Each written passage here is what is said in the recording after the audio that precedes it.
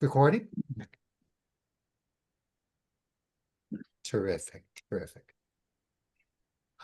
We are very pleased tonight to share with you a program on moral injury, a topic that is in the same family as PTSD, but lives on its own as a very valuable construct. In my opinion, I think the professional community is buying into it more and more now. Our presenters are going to be Larry Winters, USMC LMHC from New Paltz, New York, a man I've known for many years, and Menachem Hoya, LCSW from Detroit, Michigan, a man I've also known for a number of years. But for now, let me introduce Larry, who is going to teach us about moral injury, an interesting topic that's connected to PTSD, but something different. And we're going to go into a world of a person who at 18 years old went to Vietnam as a benign, healthy, committed American and came out damaged. I interviewed him in 1996, I think it was, and we have the tape if we have a chance to show you. It's kind of embarrassing. You'll see us as young people, at least embarrassing for me. And he came out of the war damaged, like so many people became damaged.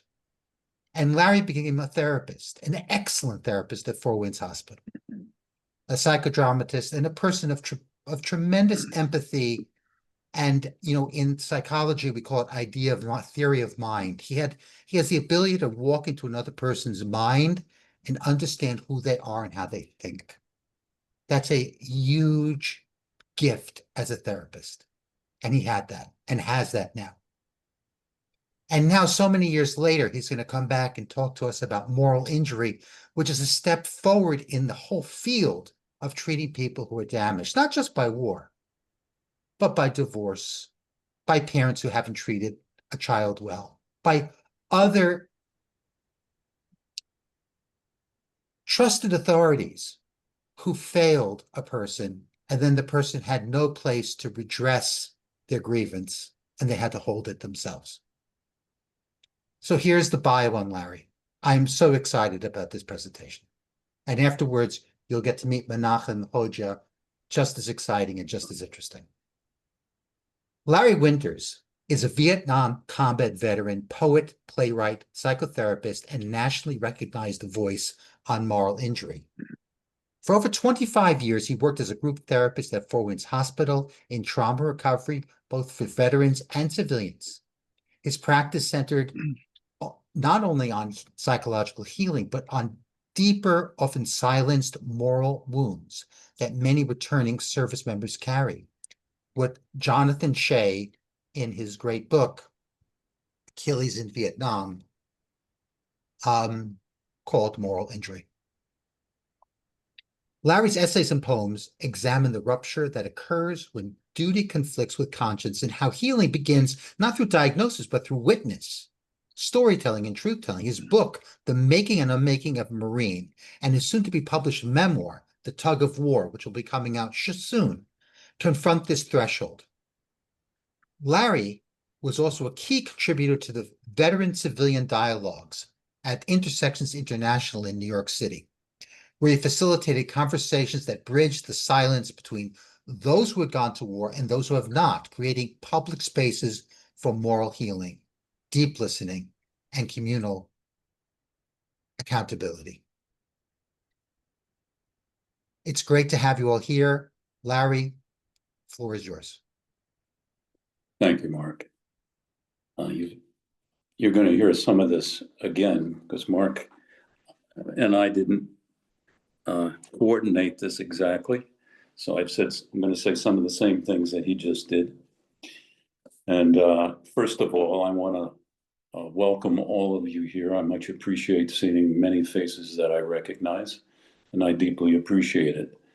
And I also want to say that this is the first Zoom presentation I've ever done. So I'm I'm struggling a little bit with the computer and the whole layout, but I think we've got it down pretty good, so I'm going to start.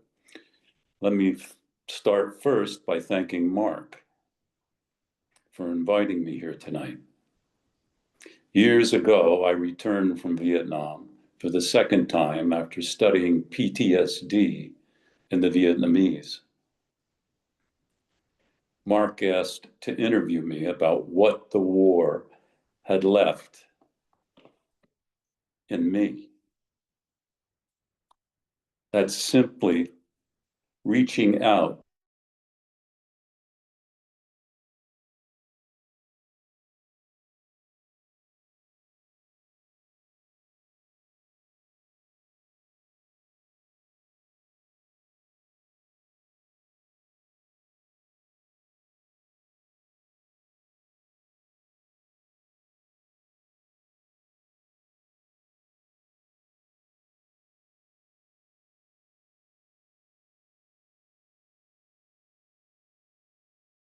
My screen is frozen.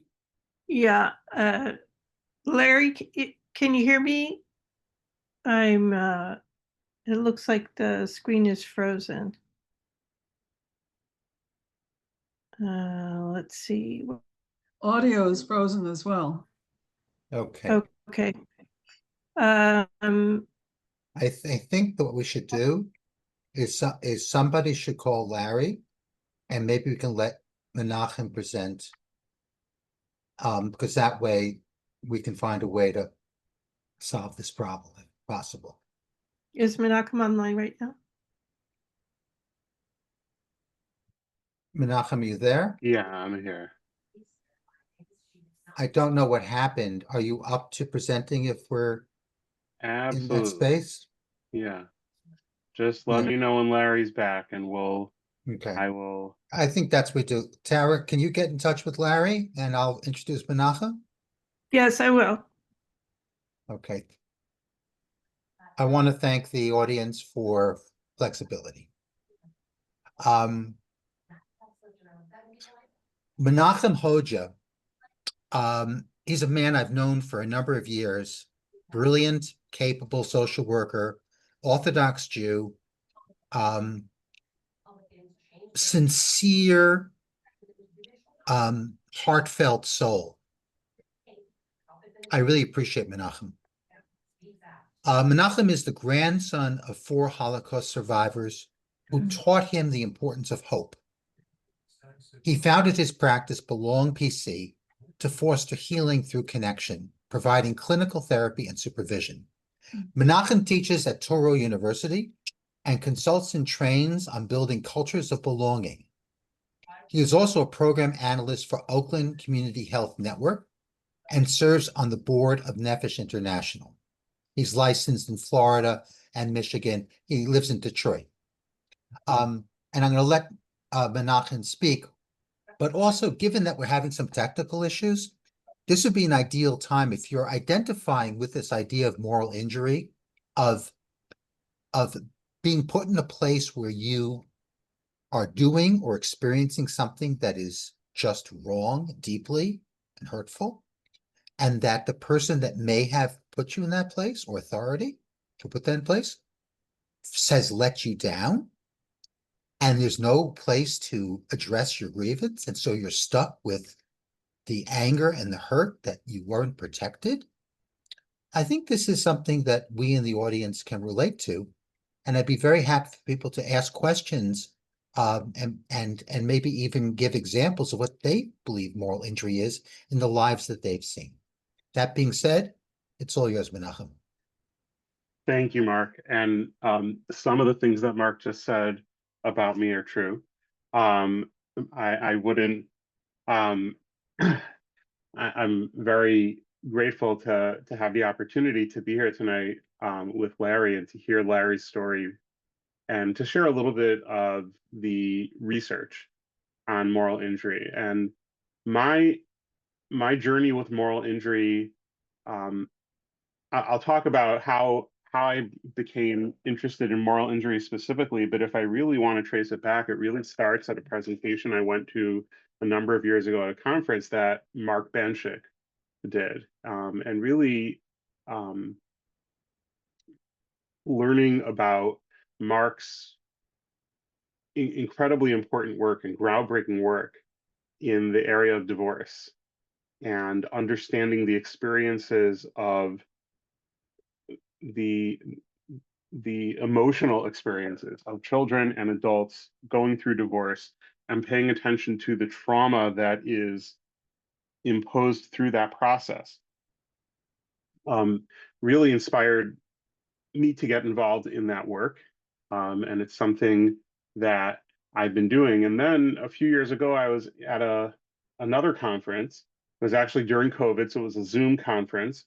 And I was looking I sort of stumbled into a workshop about moral injury. It was something I'd never heard of before.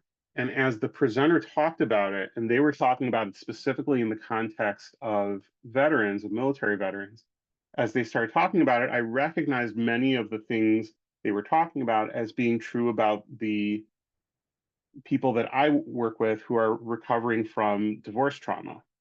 And I was curious whether that research had been done. So I started looking into what research had been done on moral injury in children. There is no research on moral injury in children.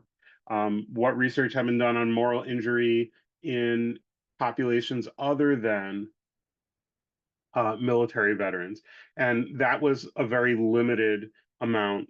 And we're going to see some of that in a moment. But what did happen after COVID was a significant, there has been a lot written in the last few years about moral injury for healthcare workers during the COVID pandemic.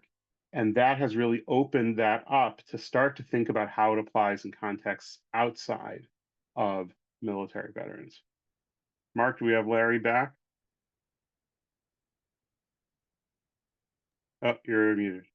Let's wait till Tara tells us Oh, what's okay. going on. So far, I have not been able to reach Larry, but I think he may be with Halise Winters. So would you please continue, Minak? Okay. So, so this concept of moral injury really emerges after what are known as the 9/11 wars, the U.S. invasion of Iraq and Afghanistan after 9/11, and soldiers that were returning from that theater were showing signs that felt like PTSD, but the VA doctors who were seeing it did not meet all the criteria for post-traumatic stress disorder. For those who I won't get too far into the weeds on this, but they didn't have specific traumatic incidents that they could point to. There weren't intrusive thoughts, but they were having a lot of the dissociative symptoms, a lot of suicide, a lot of self-harm, a lot of low self-esteem. And again, it looked and felt like post-traumatic stress disorder, but it didn't fit the criteria to be diagnosed as post-traumatic stress disorder. And so they started to talk about this concept of moral injury. And really, since the beginning, moral injury has been defined with these two elements. One is perpetrating or witnessing an action that violates one's core beliefs. So someone does something or witnesses something that violates their core beliefs of what they believe themselves to be, their own moral boundaries to be. And then the other type is betrayal by a leader or trusted authority. And I want to highlight that both this definition, because one of the things that I've noticed in some of the ways moral injury is being presented more colloquially, often that second type is left off, betrayal by a leader or trusted authority. And it can sometimes get confused with a person experiencing regret over something they did, something, they have guilt over something they did, even though they knew it was wrong. But that's not really what we're talking about when we discuss moral injury. When we discuss moral injury, we're talking about someone being forced into a situation where they feel they have no other choice but to do something, and that something that they did violates their core beliefs. So a typical example might be a soldier might have in their mind, I would never kill a child, and then they're in a situation where they feel compelled to do that. That can cause moral injury. And then again, betrayal by a leader or trusted authority. So I'm sure we've all experienced. Menachem, is it Yeah. only when the moral injury happens? Is it only kind of doing something that's a violation of your ethics and your moral, like killing a child or stealing from somebody, or is it also experiencing that kind of thing from another person and it hurting your sense of how the world is structured? Well, in this definition, it's specific to a person's self-definition, right? We're going to see in a moment a way of understanding moral injury, which is all of us have an aspect of self, and part of that self-definition is I would never do X. And so now if I did do X, that shatters my sense of self. I don't know who I am anymore. In the same way, I know that I can rely on this leader or trusted authority. When that is violated, it shakes up the whole world. One way that I often discuss it with people in treatment, my office is on the second floor of an office building, and I say to them, "Are you worried that we're going to collapse through the floor in this building?" And they say, "Of course not." Say, "What if you witness the floor starting to crumble?" Now, all of a sudden, your awareness of the entire structural integrity of the building becomes much more present. And that's the type of thing that happens when a person, these are things a person almost can push out of their mind. They don't have to worry about it because it's so fundamental to who they are. And then if that gets challenged, that impacts them, as opposed to when someone does it to me who's not a leader or trusted authority, I will be hurt by that. I will, it can, that certainly can be a more typical type of trauma. But in moral injury, we're talking about something a little bit different than that typically. Tara, how do you want to proceed? Because now it looks like Larry's back on. It's your call. Would you like? Let's This let is Larry. a good place to pause. Yes. Okay, yeah, I think that's a great So we have segue. we have a definition. All We have a right, definition. Go ahead, Larry.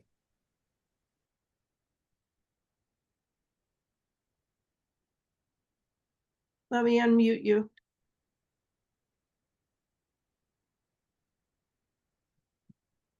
Menachem, thank you for your flexibility.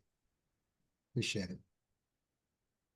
Just give me 1 second, please. Okay, can you hear me? Oh, yeah, now we can hear you. Yeah. Okay, I'm reading off Carry my on. iPad and I'm being filmed by my wife's computer. Okay, I left off with Mark. Now I want all of you on Zoom to know how deeply grateful I am for your presence tonight. Your presence shows me that what I have struggled understanding about the after effects of war has found its way into ears willing to listen. When I stood in Marine boot camp in 1967, and later in Vietnam in 1969, I made a quiet promise to myself that one day I would find words for what was happening inside me. Back then, I did not dare to call it soul. Tonight I will. These gatherings feel less like an audience and more like an extension of that inner promise. You are the living bridge between the wounds carried home from war and the healing that has become possible when we bear witness together. Speaking to you is not just a presentation, it is part of my healing. And I thank you for standing here with me on this ground. To me, this means we are being made whole again. I joined the United States Marines on October 3rd, 1967. Boot camp, infantry training. Then I was sent to learn how to repair helicopters. In early 1969, I was deployed to Vietnam. A year later, I came home. Within 6 months, I was discharged. That should have been the end of the story, but it wasn't. What followed was a life that split in two. College, marriage, the birth of my son, multiple jobs, years of therapy, divorce, back to college. Eventually, I found my way to becoming a therapist. I worked at Four Winds Hospital for 25 years. I became head of the Veterans Treatment Program. I remarried, happily this time, I should say. And all along, I kept writing about my journey and about the journeys of those I had helped. I started a program in New York City at a place called Intersections International. We called it the Veteran Civilian Dialogue. It was there that the language of moral injury began to emerge, and I recognized something. While I was helping other veterans and civilians heal, I was also repairing something inside myself. That is the story I want to tell you tonight. A story about how healing others in terrible distress became the repair of my own moral injury.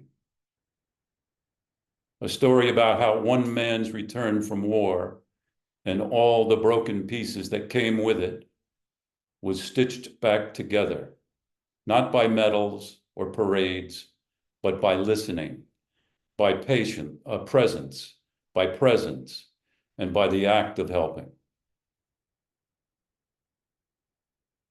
This is where the story begins. I grew up in a small town. The streets were quiet. Inside my home, my father's dominance was loud, louder than anything I could find within myself. At 18, I signed up for the Marine Corps. On the surface, it was patriotism, but really, it was running from my father as much as stepping up to serve. I wanted the uniform, the instant transformation into manhood, and I wanted the Marines to give me what my father never could: power, belonging, identity. Boot camp gave me something else. Yes, I was trained physically, but more than that, I was trained psychologically. Fed propaganda, taught to hate, taught to see the enemy as a monster instead of a human being. Then came Vietnam. The weather itself felt like an enemy. Heat, monsoon rains, mud that swallowed you whole. The poverty of the Vietnamese shocked me. People live with almost nothing, while we rolled in with firepower that had no limit. I began to see myself as a pawn in a larger game, ideology against ideology, lives, ours and theirs as currency. We were promised honor. What I saw was devastation. Coming home, I had no language for what I carried. Trauma was the word being thrown around, but that was too clinical, too sterile. I didn't capture it didn't capture the rupture of my soul. I had crossed lines inside myself I didn't know existed, and there was no one waiting to help me to find my way back. Years later, I read Jonathan Shea's book, Achilles in Vietnam. For the first time, I had a name for what I had been feeling and living. Moral injury. Not just memory of the violence I saw and caused, but the betrayal of the society I live in, which I still experience. The loss of trust in authority, the fracture of my own moral compass.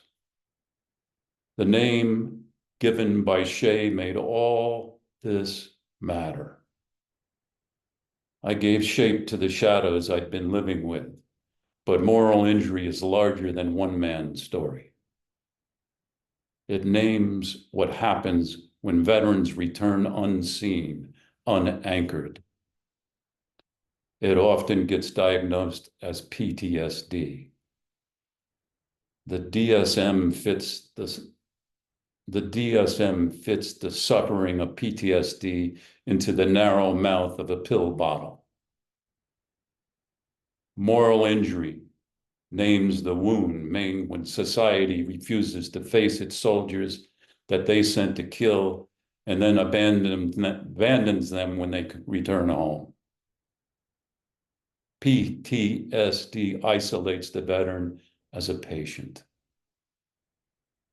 Moral injury exposes the fracture between its soldiers and society, between ones who carry the weight of war and those preferring not to feel it or see it. Moral injury is society's failure to recognize its responsibility for the after effects of war. I wrote an imagined story that mirrors my own feelings to help you understand the emotions of many combat veterans. The Mother Harbor. Sailors tell an old story. They see the harbor as a mother who waits with her lantern lit. She does not ask her ships and their crew to be unscarred. She asks only, come home. When storms howl and vessels scatter, she is there. Her arms are the piers, her hands the ropes.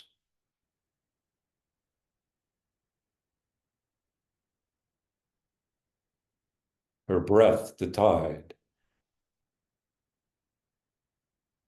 No matter how battered, she whispers, you are still mine. You matter because you carry weight, which steadies our world. The ships and their crews know the difference.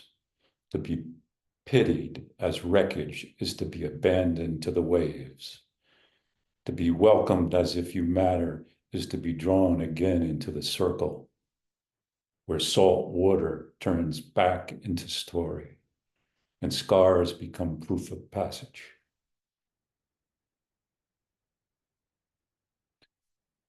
The next step for veterans and civilians in today's world is the most important: mattering to yourself. If mattering is the foundation of meaning, the next step is not only being seen by others, but being seen, but seeing yourself. This is a harbor within. There is a harbor within. Too often the voice inside is harsher than the silence outside. It is filled with accusations, regrets, the endless replay of survival choices that cannot be undone. To matter to yourself is not vanity. To matter to yourself is not vanity. It is anchoring your own vessel when society's ropes are slack. It is learning to tie lines of self-forgiveness, self-acceptance, and self-concern to the docks you have within. Our inner harbor does not have to reflect society's outer harbor. When the inner voice is hostile and the outer voice is deaf, the ropes fray at both ends. To heal moral injury is also to relearn how to matter to yourself, to look at the scarred timbers of your ship and say, you too belong, you too matter. That is the truest anchor line of all. Not only the hand that reaches from another dock, but the hand we extend to ourselves. We live in a time where perfection is worshipped, yet perfection is sterile. Mattering accepts imperfection. The scarred veteran, the wounded neighbor, the lonely elder, they matter not because they are flawless, but because they carry weight. And in that weight, they hold us all to the earth. So I leave you with this question. Who matters in your life? And who matters to you? If the answer is unclear, the rope may already be fraying. And if it breaks, the veteran and the whole harbor suffer. At the end of all our striving for the meaning of life, it may not be the riddle we make of it. I remind you of the harbor mother's eternal whisper. You matter to me, to others. You belong. You matter to you. Go well.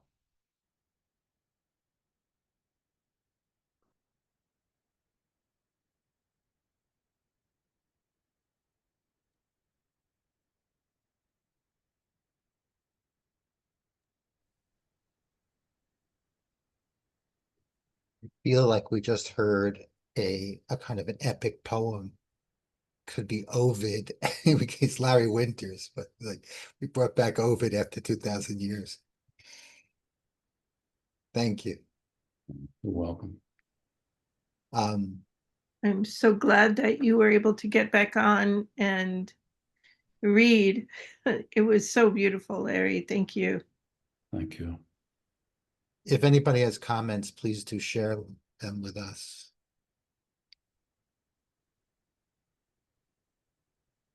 And I'd like us to expand the moral injury, how people have seen it in their lives or in their clinical work.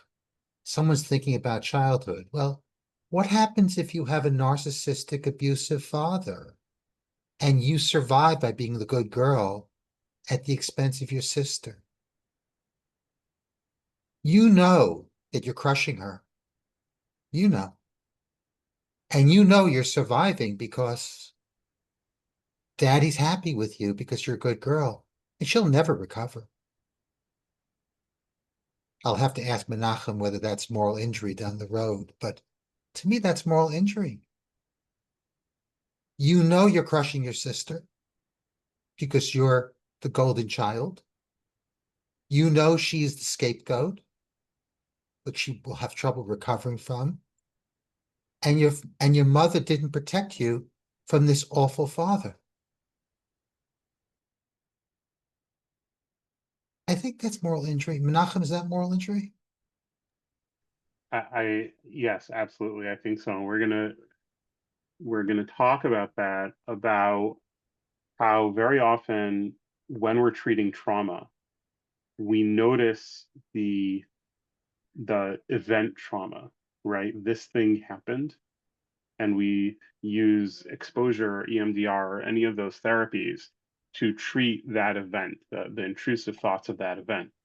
But very often, along with that, is the betrayal. Why wasn't I protected from this? My parent, my commanding officers, my religion, my community, whoever that is, was supposed to protect me from this. And if we don't also treat and address and heal that aspect of the trauma, the person may be able to reduce their intrusive thoughts, but they won't be able to fully heal from that trauma if we don't address that element of it, the moral injury element of it. And that's so critically important. So I'd like to respond to Larry. Powerful, really powerful. Isn't it interesting? It's a maternal image you bring up. Mhm. I mean, I'm not surprised because, you know, basic trust develops in the first 2, 3 years of life that everything's going to be okay. That, you know, if something happens, we're okay. We internalize our mother's love for us. And that poem that you wrote about the harbor, she is saying, you still matter. And it's interesting, it's not a male voice. Because, When you I know, go ahead, Larry. when I wrote that, I don't know where it came from, and I read it to my wife, and I couldn't stop crying because I hadn't realized that my mother was part of this. It was always my father because it was so overt and visible, and I had to navigate him. And what I needed was what my mother had given me when I was born. Which you're reclaiming right now. Yeah.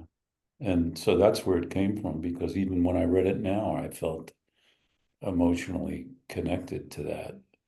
But that's not been something I paid enough attention to. I think that the prayer I would like to offer in this moment is that we should all reclaim that sense of knowing that there's a harbor for us, that we're loved, and that we matter. And I don't care what people say. I don't care if short or smart or stupid or rich or famous or ignorant, or it doesn't matter who you are. You count deeply. You know, as I was reading John Shea's book, and I was struck with how the Iliad, you know, by Homer, differs from combat in Vietnam in how you deal with enemies. I think the audience would find this interesting. In the Iliad, the enemy was honored. There's an honoring of yourself when you honor your enemy. Yeah. And in the American combat soldier, the enemy is degraded. And I wanted to bring that up with you and with Menachem, with the audience, because we live in a society of cancel culture in which we're degrading anyone who doesn't agree with us. And I can't see that as, it's not directly connected to this, but there's something, you know, you fight somebody who you don't agree with or somebody you hate, but there's some quality of the ancient Greeks that honored that person even in war. What does it do to you, Larry? And Menachem, what does it do to a person when you treat them as a vilified object of contempt, and therefore you could do anything you want to them? What does that do to your soul?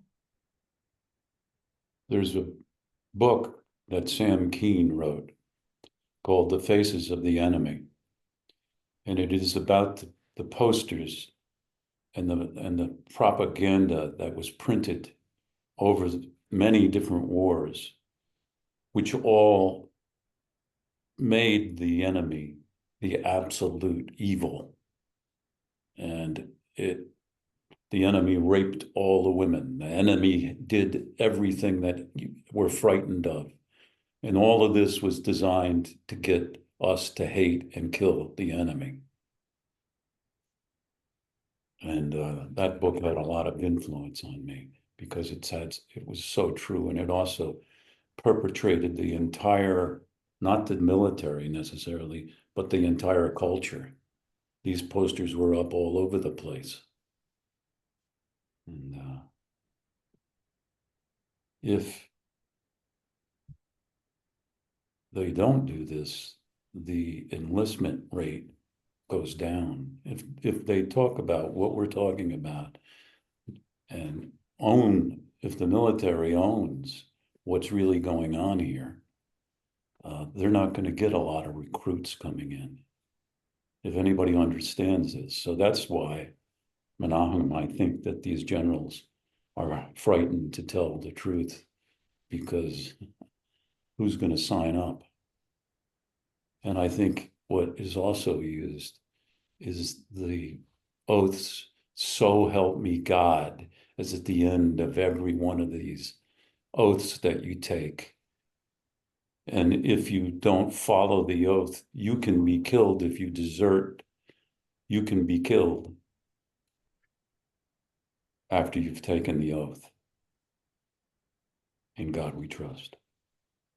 And I have a lot of feelings about that oath. They use So God.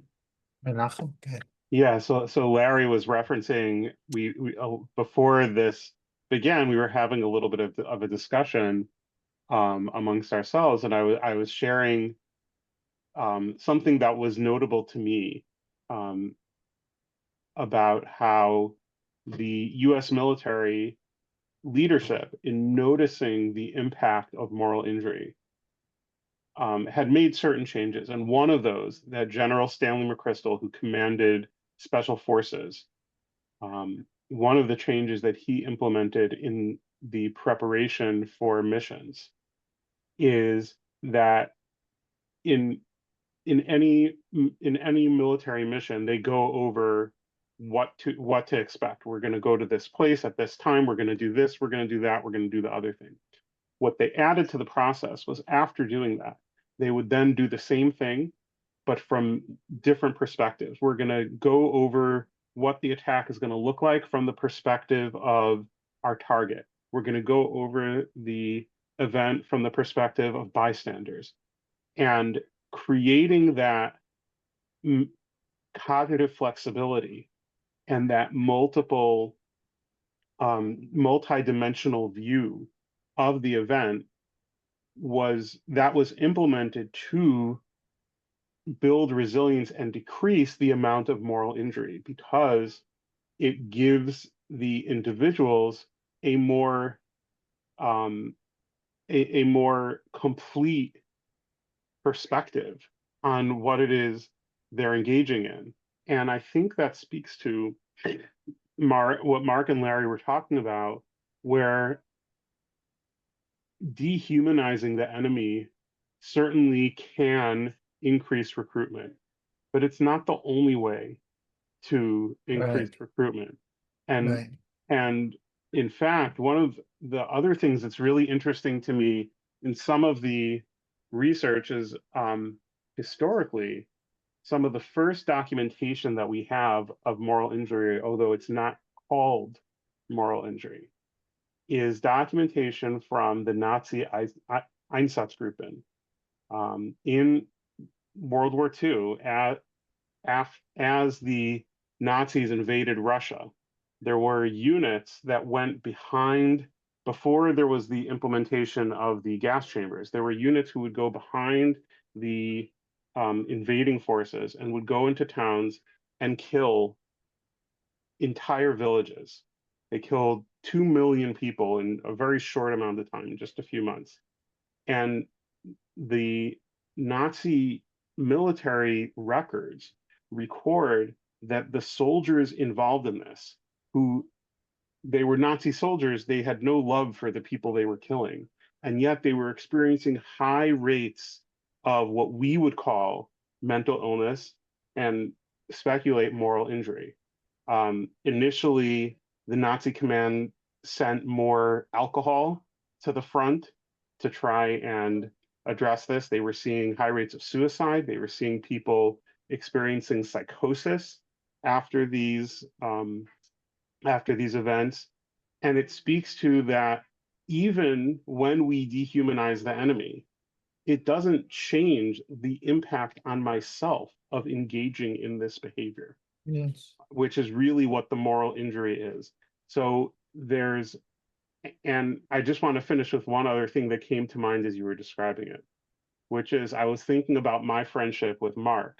And something I've shared with Mark is one of the things I appreciate about our friendship is that he brings out a side of me that is artistic, which I don't have. It's a side of myself I'm not very much in touch with. I'm not someone who does a lot of poetry or that type of art. And yet when I'm in conversation with Mark and talking with Mark, that part of my spiritual self really comes out. And that's why I enjoy spending time and doing that. But it speaks to how the way that we relate to people brings out different sides, or if we use IFS language, different parts of ourselves. And the choice of which parts we want to bring out, which aspects we want to elicit in these events, whether it's war fighting, whether it's litigation, whether it's parenting, whether it's business, that is a responsibility that leaders have of what are they appealing to in the people that they're engaging with, in the people we relate with. Because just like I have this artistic side that doesn't come out very often, but it does when I'm speaking with Mark, people have that side of themselves that may be more aggressive or even violent, which isn't going to come out in other, but we may be able to elicit that from people, and we have to own that responsibility of making that choice of what we bring out in other people. I wanted to read a few pieces that people have shared, and Tara, you can join me too if you want with it. But one person said, I'm thinking of childhood, and said, I survived by detaching and escaping and experiencing condemnation from my family. I want to talk briefly about that case I brought up where you have a narcissistic father who's controlling and violent. You become the golden child, and your sister is the scapegoat. You make her feel terrible all the time. She is dehumanized in your family. And at some point you grow up and you realize that you participated in the destruction of a soul in order to survive, and that your mother never protected you. This is therapy. This is the kind of stuff we do every day. But it's moral injury too. When the person wakes up and goes, I can't believe I treated my sister this way in order to get my father off my back, and where was my mother? This is something the sister would love to hear years later, even if she doesn't want to talk to you. It's just, because she's carrying it all. And that's, I think, how we can translate moral injury into something kind of more granulated and not just in the war zone, but elsewhere as well. Somebody else said, Larry, I found my father in your remarkable telling of your story, who kept what he was forced to do during the Battle of the Bulge to himself for most of his life. You wonder what that was like for him. I'm going to ask you, Larry, what you think that was like for him. Thank you for gifting us with this window into what moral injury, the soul, looks like, it feels like. So this is two things, Larry. Are we arguing that this is not just a psychiatric problem? And number two, what's it like for this father not to say anything about this powerful experience? Well, I definitely think this is much more than a psychiatric problem. It's a societal problem. It's a morality problem. It involves all of us. I mean, so I think that part is fairly clear to me. And the book that also influenced me was called War in the Soul by Ed Tick. I saw it on the screen here. And Ed Tick Thank talked, you, Melanie. Good. right. Yes. Ed Tick talked a great deal about what that meant and what it did to the soul and does to the soul. So if you can call it soul, you can call it, which is not a religious term, or you can use it as a religious term, or you're the higher self. There's a lot of ways that you could imagine this, but it is at the core who we are. And there's a piece of stuff floating around for me that Menahem talked about, and it has to do with the reality that I believe the military has one function, and that is to kill the enemy.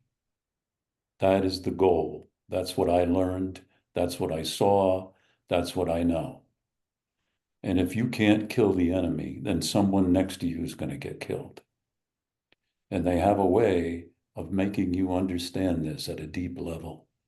And when you're at war, everybody has to do their job or people will be killed. And now what we have going on is people flying drones, people that are not in the war, people that are killing people 10,000 miles away. And there is a whole new dynamic to what's going on out there. And so what happens to the soul of the guy that is using the joystick on the drone? And he goes home and has dinner with his family after. You know, there is a huge amount of things to look at around this. Do we need to have a military? I'm pretty sure we do. So it becomes a very complicated thing to be able to understand. But somewhere in there, we've got more people killing themselves than have been killed in these wars that we've been in the last 50 years. They come home and kill themselves. And if they ever kept track, if everybody wrote a suicide note about why they did it, there'd be numbers that would be unbelievable. So there's stuff going on. If you want me to read a poem, it's titled, "Who is Accountable for the Enemy's Dead?" Yeah, we'd like to hear that. Please do. Because it sort of gets this a little bit about the military. Who is accountable for the enemy's dead? Is it the man peeling potatoes in the mess hall? Or the clerk who typed the orders? The recruit climbing the boot camp wall? The airman sweeping the hangar? The generals pushing map pins in back home? Or maybe it's the CB nail banger? Or the drill instructor on the rifle range? The guard that's standing alone? The sailor making his bunk, the PFC on the battlefield, picking through the bones. Did you hear what I said? Who is accountable for the enemy's dead?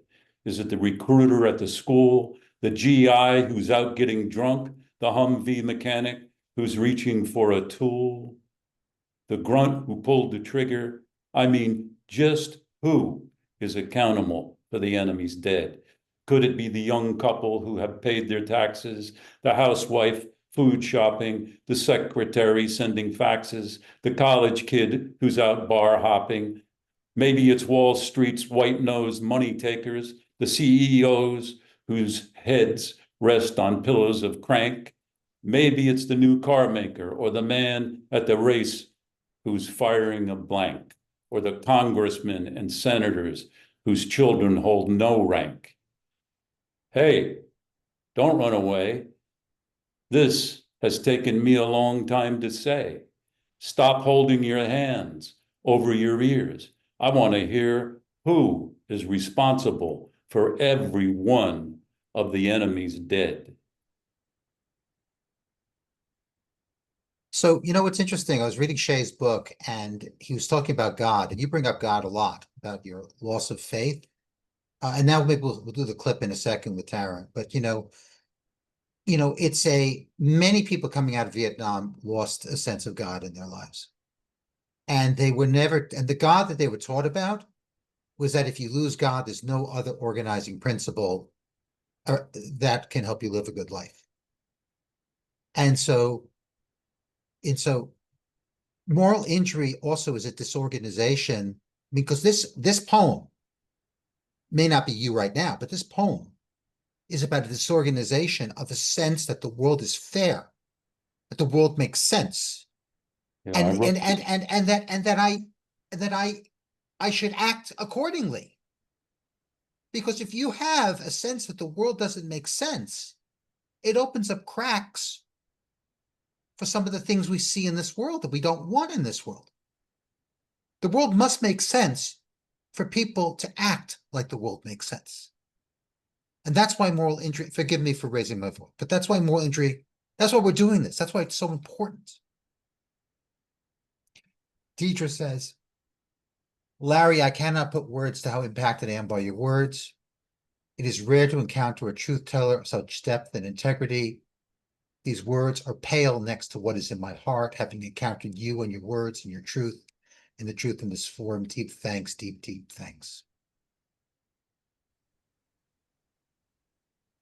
Thank you. I don't mean to be overly strong. It's just that to have a culture that works, we have to have a sense that the fabric of morality of what is right and wrong, even if we disagree somewhat, is there. If everything is shattered or disorganized, it opens the door for a society we don't want. And that's why this is not PTSD. We can define it. I'm a psychiatrist, right? You get a trauma, you have a hypervigilant response, right? You have flashbacks, you have loops in your mind of remembering what happened. You're constantly anxious. You probably get very depressed as well. And as Larry said perfectly, then the VA or we'll say, well, he has a problem. He has PTSD, which is actually a trauma. To say you have a problem when you're in a situation that created a problem that you're in now. And when Larry's telling us about moral injury in Menachem, it's like saying, hey, wait, PTSD is not just PTSD. It sits in some social context. And we have to take charge of that. And we also have to relieve the burden on that person of all of what they're carrying, because we're part of it. Tara, can you show the tape, maybe? Yes, Thank I you. will. Just give me a moment to get it set up. Larry, I'm very happy we're doing this. Forgive me for being so strong. It moves me. It really moves me. Larry, Want to walk see me this? through the first 2 weeks of boot camp. Tell me what this was like for you.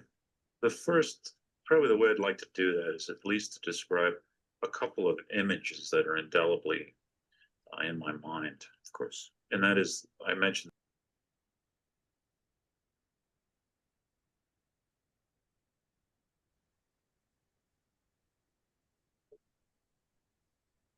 Did we lose the hearing? Hearing it? Tara, did we lose the sound?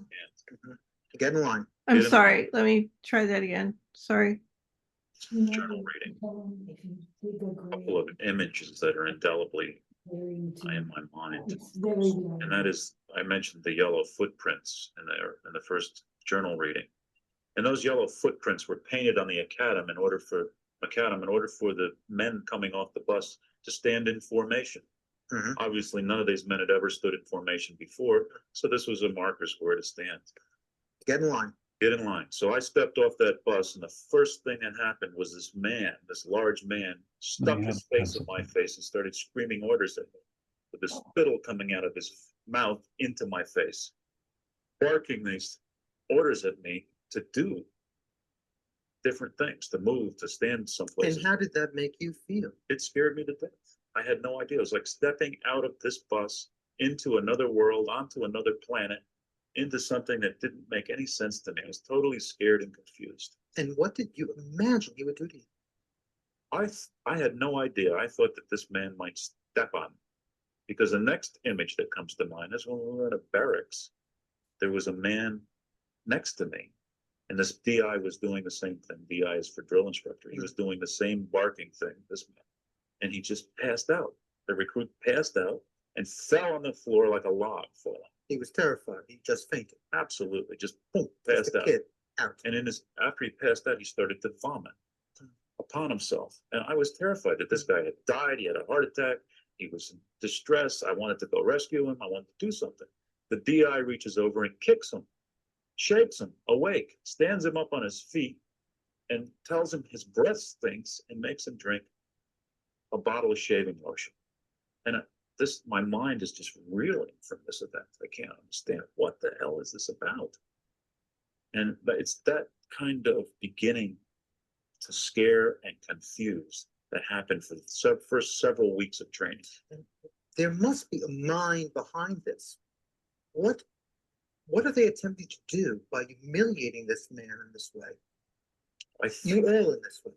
I think whatever we may have come into boot camp with in terms of how to deal with the emotions of anger, the emotions of fear, the emotions that you need to have under control in order to kill another person, to become a soldier, to rush the machine gun when given an instruction, and to suspend all of the natural inclinations that we have as human beings. You need to really get down in there deep and disassemble the mechanism, the human mechanism that we have developed that outside. Good. Did they teach you how to hate? Absolutely. I hated the drill instructors. They had a sequence of how the drill instructors worked. There were 3 of them. There was a young drill instructor, and his responsibility was to really push the men, to break their spirits. The second drill instructor was a little bit lighter. He was a little more compassionate, and he would break spirits, and at times he would be a little gentle.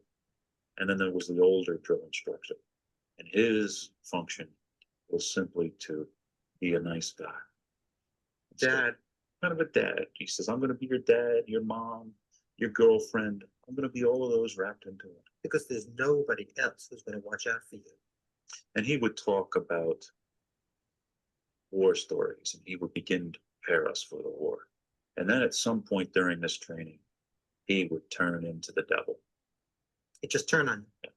An experience that happened to me was when I left the safety off my rifle.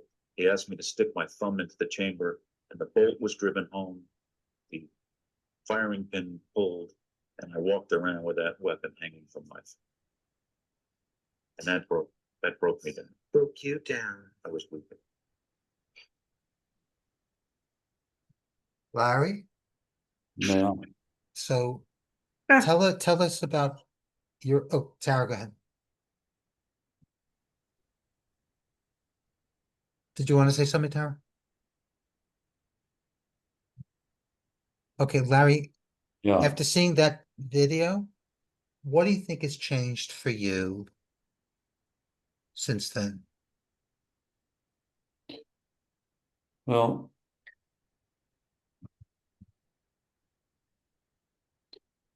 I think that I have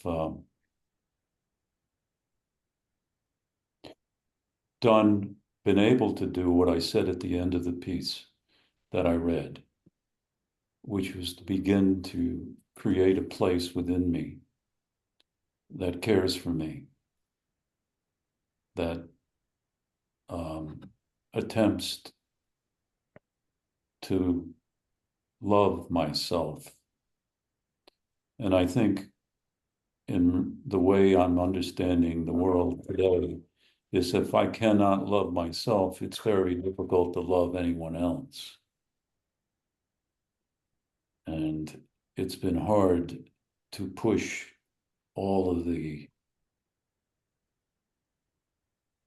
stuff that I've accumulated, not only at war, but in my life, aside enough and to accept that I'm just like everybody else. I make mistakes, I have difficulties, but and so as I get older, and I'm 77 now, this becomes the main goal in my life, is to figure out how to care for myself. When I was recording that with you, I don't think that was it. That was just beginning. There's a poem that Helise, who's sitting across from me, my wife, said I should tell you, which is about what we were talking about earlier. And it's only a few lines, but Please share with the audience, please. it is, if a soldier kills, he must dig 2 graves. Hmm. One in the soil for the dead, and one in his soul, or he will not return.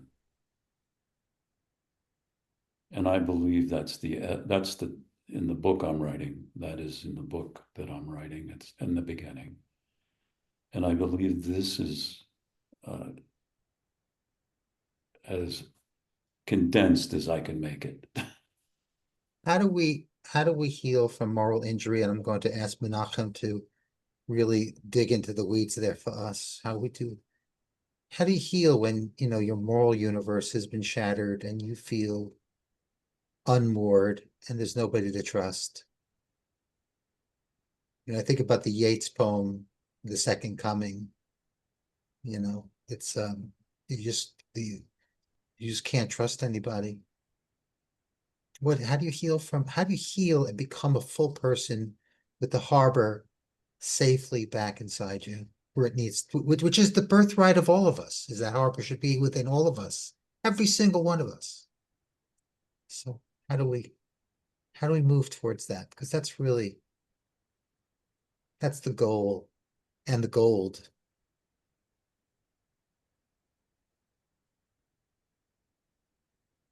You want to take that, Menachem?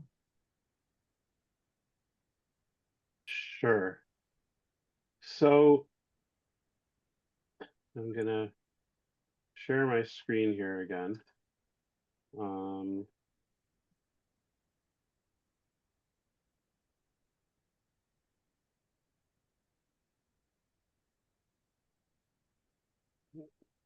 One of the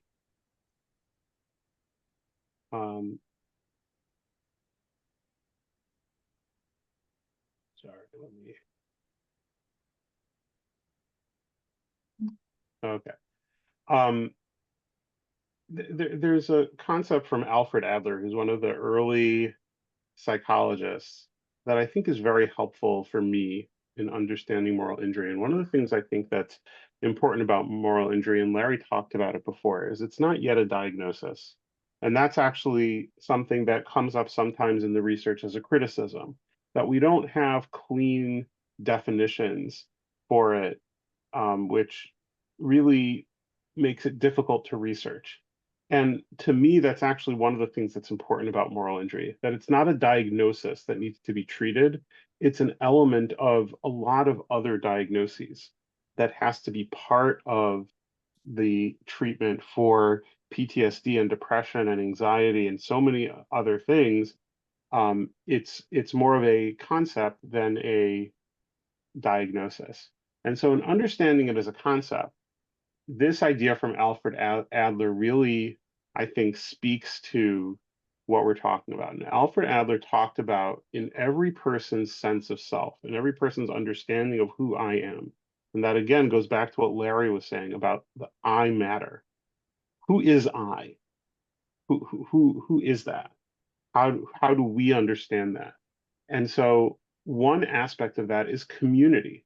And the community feeling is my sense of feeling at home in the world at large and my responsibility for the welfare of people in general. So I'm safe in the world and the world is safe with me in it. Now, if we go back to our definition of moral injury, perpetrating or witnessing actions that violate one's core beliefs and betrayal by a leader or trusted authority, those line up almost directly with those two aspects of Adler's community feeling. Because if I can do things that violate my moral boundaries, I no longer feel like the world is safe around me. If the institutions and leaders and trusted authorities can do things that I thought were that I could rely on them not to do, and then they betray that trust, then I don't feel safe in the world. And so that's really what this is. It's an attack on myself. And what's important about that in the context of trauma is if someone was in a car accident and has PTSD, we can slowly expose them to cars, right, to driving. and build their tolerance and their safety around that trigger. But if the trigger is me, myself is something I am constantly confronted with. And if I don't feel safe around me, if I'm the trigger, that is a constant, terrifying hypervigilance and presence that leads to those thoughts of self-harm and suicide that have to be addressed, because we can't build tolerance for myself over time. Myself is always there. And so that, I think, is an important way of understanding how we conceptualize moral injury. And so over the years, like I said, the bulk of the research has been done with veterans, with US military personnel, and the earliest study goes back to 2010, so 15 years ago, not that long ago.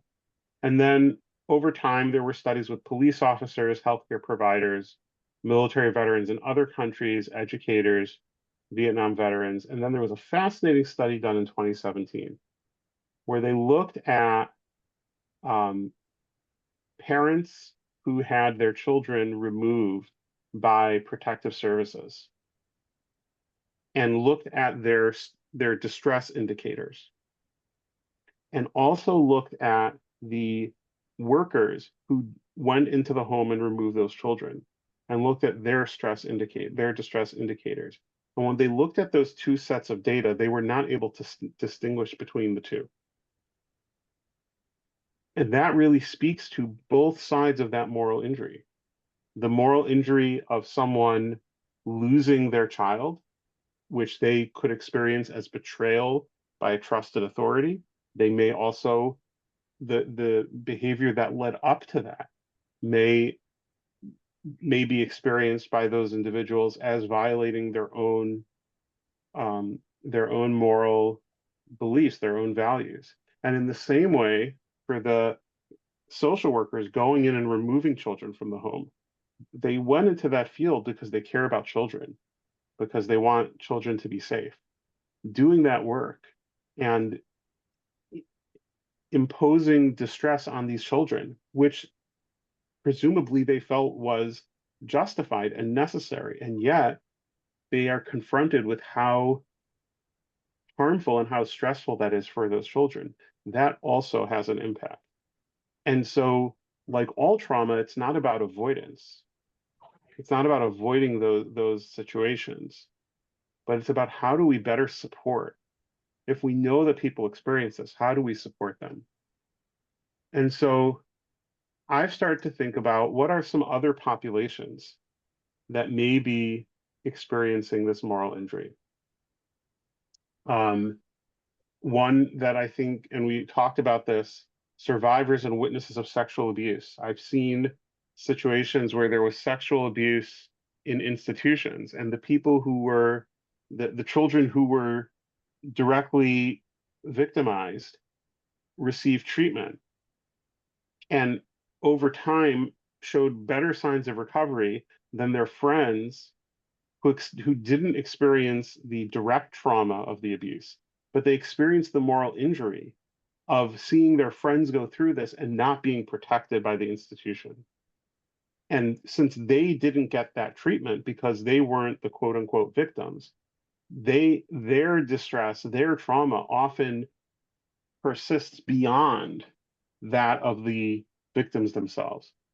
Children of divorce. This is something near and dear to my heart and to Mark's heart. Children of divorce very often on a daily basis are engaged in behavior that violates their moral sense of self because they are put in situations where they have to disappoint or even hurt one or both of their parents. When an 8-year-old is asked, do you want to go to, do you want to be with mom for Christmas or dad for Christmas? And they start thinking in their own mind, well, mom's brother is going to be visiting from California, and if we're not there, it's going to be really embarrassing for her. But this is also dad's year, and if we're not with him, he's going to be at home all alone, and it's really hard to spend Christmas all alone. So whichever choice I make as an 8-year-old, and you know, sometimes we give those choices to whichever choice I make as the 8-year-old, I'm hurting one or both of my parents. And that happens on a constant basis over and over and over again throughout childhood for children of divorce. And there's no bigger betrayal of a leader or trusted authority than for the child's sense of self in family to be shattered and broken apart. And so that, I believe, is a very big part of the trauma we see for children of divorce, and then also for the adults in divorce who very often experience similar betrayals by trusted authorities, who experience similar witness or perpetrate things that violate their beliefs. I worry very much about the impact of COVID in terms of moral injury. So certainly for orphans who know that, you know, their parent died because medical care was not there, because maybe people weren't careful enough. Maybe government authorities didn't provide the resources or get the resources out in time. All of those things are betrayals. Or they may even feel their own, like, you know, I had a cough and I didn't tell anybody about it, and now someone died. Wow. Those things are powerful moral injuries that I think we're going to be facing the implications of in the coming years. We have limited I'll- time, Menachem. Why don't you, can we do the last three and then let's talk about how to move past this. I think that's what we yeah. should do. Holocaust survivors who were obviously failed by so many authorities, who very often did things to survive that could feel like a violation of their values. Refugees, racism and other forms of bigotry. And so when we think about intervention strategies, what works? And there's a lot of things that we know don't work. Exposure therapies don't work. EMDR does not work. We don't yet have that much on what does work, and part of it is because it's hard to define, so it's hard to research. But some of the things that we want that seem to be responsive, there's a very recent study about self-compassion that's very promising. It shows like a 94% decrease in moral injury among people who have high levels of self-compassion, and cognitive flexibility. And so ACT is a therapy that builds both of those skills. There's something that is referred to in literature as adaptive disclosure, which is basically allowing the person to confess what they did without their guilt being dismissed, allowing them to say it over and over in the way that they understood it. And that action of being able to say it out loud and come to that realization, as Larry talked about, of I matter, that can be important. Giving people opportunities for narrative fantasy. Tell me how you would like it to have gone. What do you wish had happened, is a very powerful intervention. And then, of course, mentalization, which is part of what we talked about earlier. What did it look like from your perspective? What would it have looked like from other people's perspective? Imagining that builds cognitive flexibility.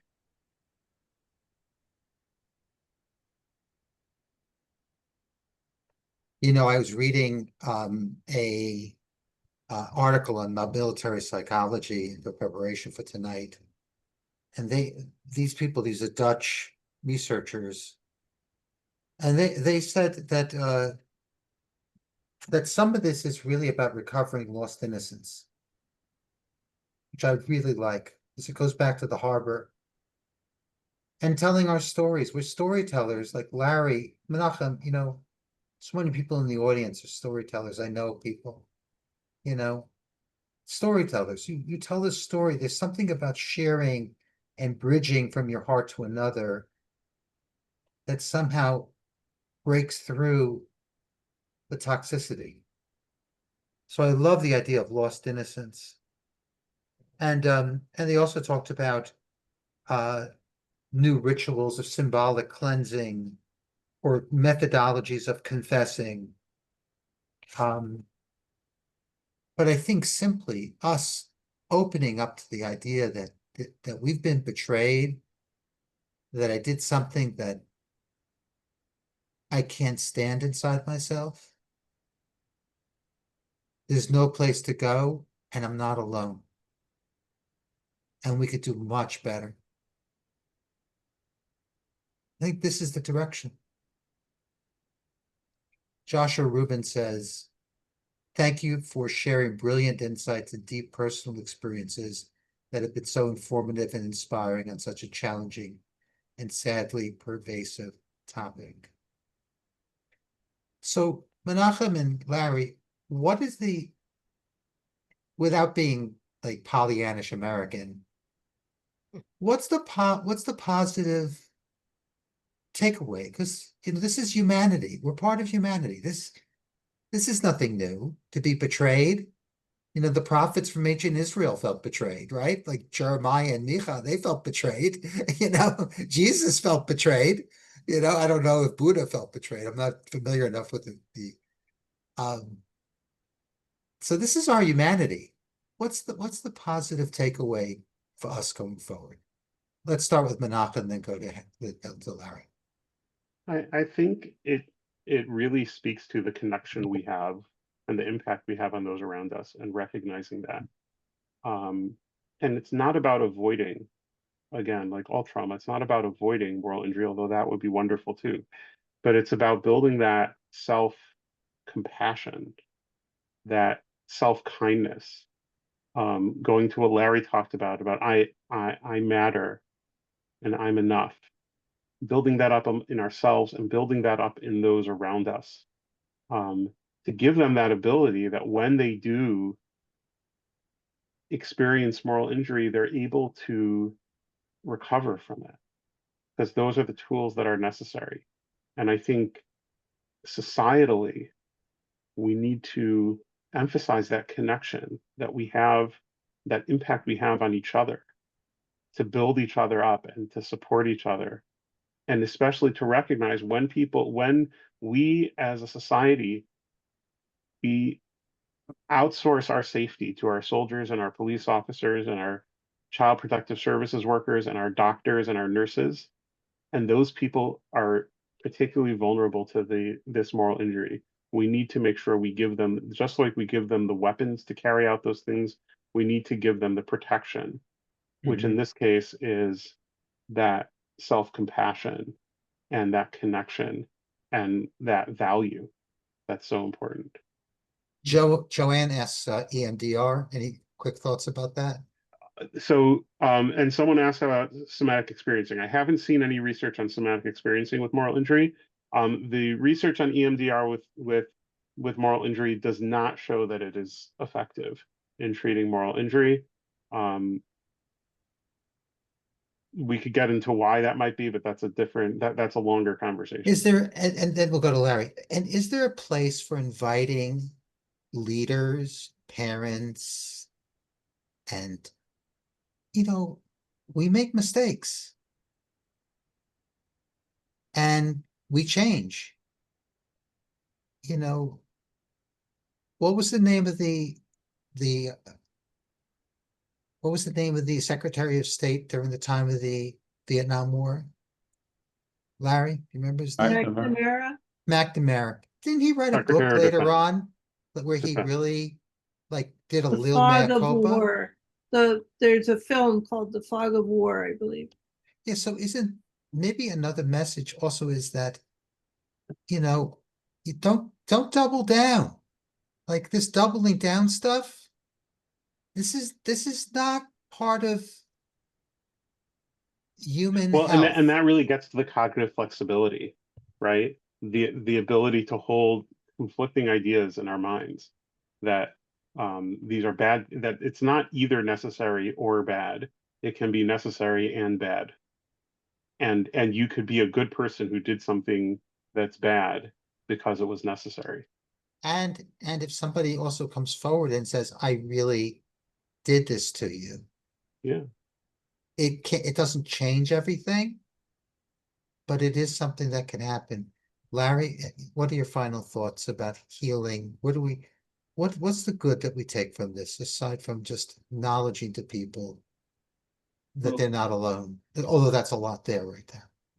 I can speak for what has worked for me, and it is what I started with when you and I did an interview. You were listening to me, and you were someone who, in my world, was someone that treats, you were a doctor, and you were listening to me like a person, not like a patient. And listening, because I think we get confused about what PTSD is. We think PTSD is pretty exclusively about having someone tried to kill you, and that you were at war and you had, and your life was at risk the majority of the time, or you're in a car accident and it's that. But what PTSD in terms of war, it had a lot. I think the reason that the suicide rate is so high with people that have PTSD is because it's what they did and they can't manage it. And if you're not going to be listened to by someone, or you get pills for the treatment of that, and you're not among people who understand it, this isn't a science project where we're going to figure out, what kind of behaviors or modalities are going to be used, because it's all managed care. And managed care, in my opinion, doesn't give a shit about patients. They give a shit about money. And if you're going to have to sit with somebody for a long time before they tell you the truth about what is really going on, it's going to cost them a lot of money. And I believe the healthcare system is part of the responsibility of this. And yeah, the diagnosis of PTSD got veterans some form of treatment. That's true. And it does help some people, but it doesn't sit long enough to deal with the most important thing. We took life. And that's more important than if we were being shot at. You can't be on the highway without having a close call to your life, and you get over that in the next 15 minutes. And I think we need to look at it differently. We need to have churches and synagogues and places that you don't have to pay to go to be listened to evolve at taking in people and having people understand that they have stories that must be told. They have it's presence, being present. When we did the veteran civilian dialogue, the civilians never wanted to talk about what their life was like, because the veteran had seen way more than they did. Well, that isn't really true, because all of these civilians had difficulties that were, at times, their lives were threatened, in their families, in their lives, in their marriages, wherever it was. And so, we're missing something. I could go on about it, but I'm going to leave it there. I think this is just a very powerful, wonderful program. For me, what's uplifting is the humanity of us confronting life as it is. With us confronting life as it is. Sometimes we do things that are very wrong, that don't work for us. Very often we're let down by people, rabbis, priests, politicians, parents, a brother, an uncle, a boss. It's endless. We get let down in a way that's the most harmful way. And yet we're here talking about the need to overcome this disorganization of a sense that life is fair at all. To come back to feeling there's a harbor where life makes sense again. We had two comments that were just beautiful. One, Melanie Ryan, who's an excellent therapist in the Westchester area, is encouraging you to reach out. She has a technique that she finds interesting for moral injury. And Josh Rubin, who's a professor at University of Michigan, writes, one positive takeaway I heard is something akin to healing is nonetheless possible, and that helping and empowering others potentially plays a significant role in such a journey. others, not just us, others. How beautiful, even if coming from tragedy. I want to thank Menachem. I want to thank Larry Winters. I have chills up my spine. A beautiful program. Thank you. Cindy, would you be kind enough to give us a meditation to end? I know you're here. She's not here anymore. Anyway, thank you, Larry. She is here. Cindy, you need to unmute before. Okay, so we generally end with a meditation. I want to thank everybody for coming. Next month when we meet, we're going to be talking about Buddhism and psychotherapy and taking those ancient truths and granulating that to understand how it can help people grow. But for today, it's moral injury. And this is a teaching I will have the rest of my life.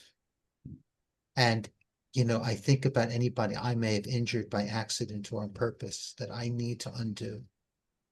Even if it's a tiny moral injury that someone else is carrying, a feeling of not being seen, it counts. Thank you, Mark. I unmuted. Cindy, go ahead. I just wanted to thank you both for such powerful presentations. I myself have a husband who has been through a war and still carries a lot from that. And we have very deep discussions about it. So this was so healing for me to hear it from an outside, two people who approach it, from different ways, but reminding me of how fragile our soul is and how we really have come into this life to love, to be loved, and to be seen and heard. And thank you for bringing that out, Larry, because I think that's such an important part of it, is just being a listener sometimes is all we can do. Thank you. So basically what I usually do is just bring our own love and light up so that we can send that out to one another.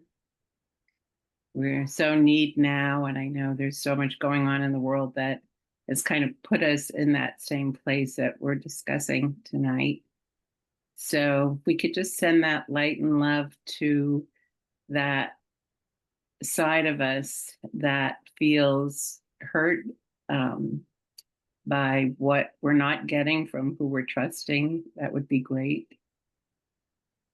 Sending it out to our communities, sending it out to our nation, and sending it out to the world. God knows we need it now. And all that love and light to all those who are in pain and suffering. And usually what we do is, if there's anyone in particular you'd like to put their name into this circle of love, light, and healing, you can say their name aloud, or you can say it to yourself. Michael? Brianna?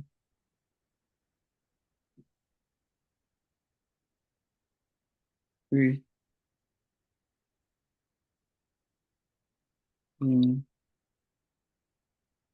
Ronald? Kathy? Liana?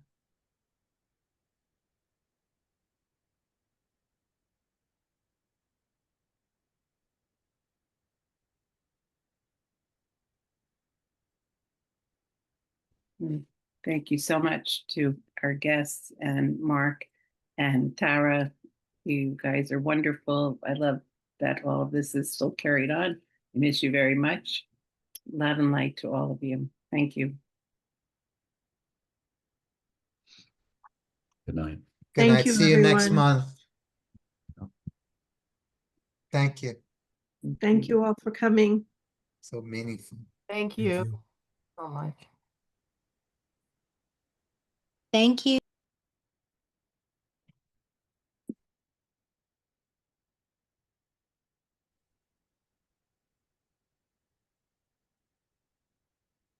Thank you. Thank you all for coming.